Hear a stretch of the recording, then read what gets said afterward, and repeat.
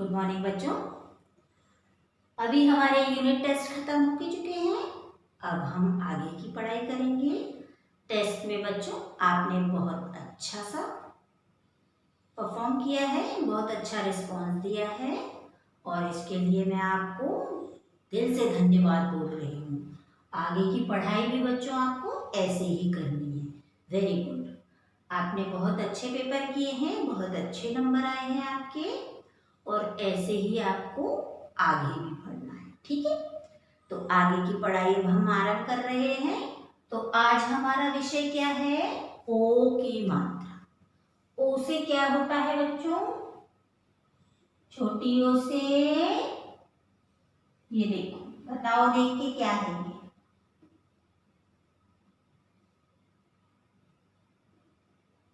ओखली।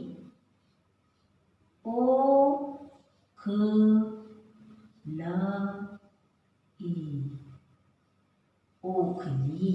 ठीक है, अब इसकी मात्रा हम बुक में से बाद में पढ़ेंगे। पहले हमें इस मात्रा को समझना है कि ये क्या है। ओ, जब हम इसको उच्चारित करते हैं, प्रोनाउंस करते हैं, तो हमारा मुंह का आकार कैसा हो जाता है? ओ। जैसे इंग्लिश का लेटर है ओ, इस तरह से होता है। तो इसको उच्चारित कैसे करते हैं? ओ। ठीक है, तो जब हमने इसको और व्यंजनों पर लगाया तो इसका उच्चारण कैसा हो गया? हर व्यंजन के साथ अलग अलग हो गया। जैसे क में हमने ओ की मात्रा लगाई, ओ। ख में लगाई खो, ग में लगाई गो, इस तरह से। तो ओ, जब हम व्यंजन में मात्रा को मिलाकर बोलते हैं तो हर मात्रा का स्वर अलग अलग, उच्चारण अलग अलग हो जाता है। तो जब हमें स्वर पता है कि उसे उच्चारित कैसे करना है, उसको प्रोनाउंस कैसे करना है, तो हम कोई भी मात्रा बड़ी आसानी से पढ़ लेते हैं। जैसे आपको पता है ये क्या है। अब हमने जब इसमें क में लगाई तो क, ये हमें पता है कि ये ए की मात्रा है, तो हम कैसे पढ़ेंगे? ए, क में ए को मिला देंगे। ठीक है, क ए क, के, ल ए ले, जो ए है वो और व्यंजनों में मिलाकर बोलेंगे। अब जैसे यहाँ ओ है तो हम इसको और व्यंजन जितने हैं उन पर लगाकर जब हमें इसे अच्छे से उच्चारित करते आ जाएगा तो हम इनके शब्दों को भी आसानी से पढ़ लेंगे।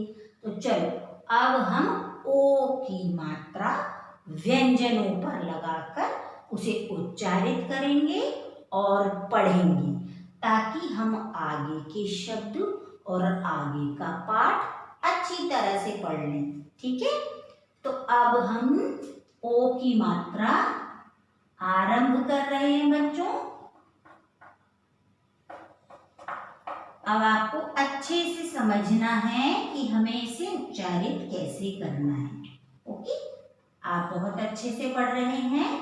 मुझे ये जानकर बड़ी खुशी हुई कि सभी बच्चे क्लास में, ऑनलाइन क्लास में भी बहुत अच्छे से जवाब दे रहे थे। तो ये अच्छी बात है बच्चों, पर जब मैम समझाती है ना तब आपको शांत रहना है, क्योंकि जब मैम जो समझाएंगी वो आपको समझ में नहीं आएगा।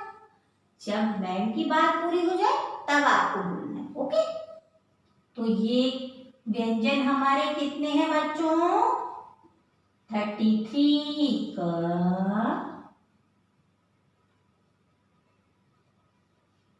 ख, ग, घ, अंग खाली में तो हम ये खाली पढ़े, ये अंग खाली है तो ये खाली है, इसमें मात्रा नहीं लगेगी, इसीलिए इसे खाली बोलते हैं, क्योंकि ये शब्द के बीच में आता है, कभी भी शब्द इससे स्टार्ट नहीं होता, तो इसे हम नहीं लिखते हैं। क ख ग घ, च छ ज, अब दूर लिखना पड़ेगा नहीं तो मात्रा कहाँ लगाएंगे हम, झ ट ठ ड ढ, ये बच्चों ढ है और ये क्या है, ढ। दोनों का उच्चारण अलग है, ढ और ढ, पढ़ चढ़, ये ढ है। और ये देखो ये ड से डमरू है, इसमें बिंदी नहीं है, इसलिए हम इसे उच्चारण कैसे कर रहे हैं, ड ड।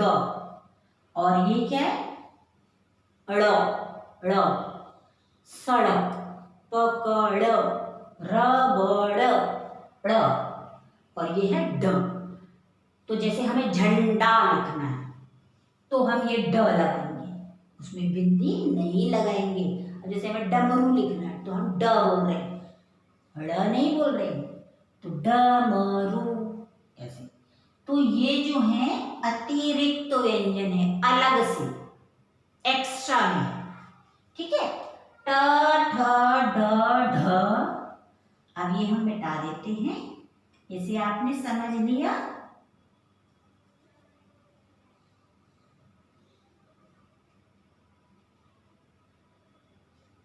त थ द ध न, प ह ब भ म। तो देखिए अब हम इस ओ की मात्रा का उच्चारण करते हैं। ये व्यंजन पर इस तरह से लगती है, एक डंडा और ऐसे, ठीक है। और इसका उच्चारण ओ, क ओ को, क ओ ओ, ख ओ हो, ग ओ गो, घ ओ घो, च ओ चो चोर, छ ओ र छोर, है ना। अभी शब्द बाद में सीखेंगे, अभी मात्रा मात्रा सीख लेते हैं। ज ओ जो, झ ओ झो, ज और झ दोनों अलग अलग हैं व्यंजन। ट ओ टो, ठ ओ ठो, ड ओ डो, ढ ओ ढो, ढोल बजाने वाला ढोल होता है। डोर, डोर मानी धागा। तो हर एक व्यंजन से एक शब्द बन रहा है, ठीक है। अभी हम शब्दों को बाद में सीखेंगे बच्चों, पहले हम मात्रा सीख रहे हैं। त ओ तो तोता, थ ओ थोड़ा थोड़ा कम, द ओ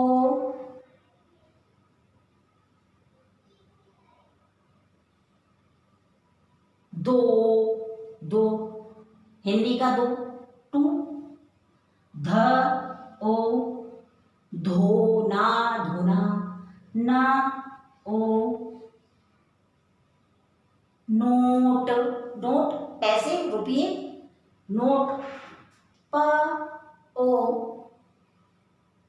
पो, फ ओ फो, फोन, ब ओ बोल बोलना, भ ओ भो भोर सुबह, म ओ मोर, मोर एक पक्षी है, राष्ट्रीय पक्षी हमारा।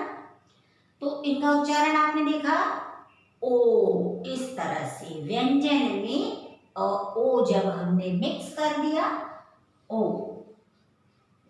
ये कोई भी व्यंजन में हमने इसे मिक्स कर दिया तो इसको व्यंजन के साथ मिलाकर बोलना है।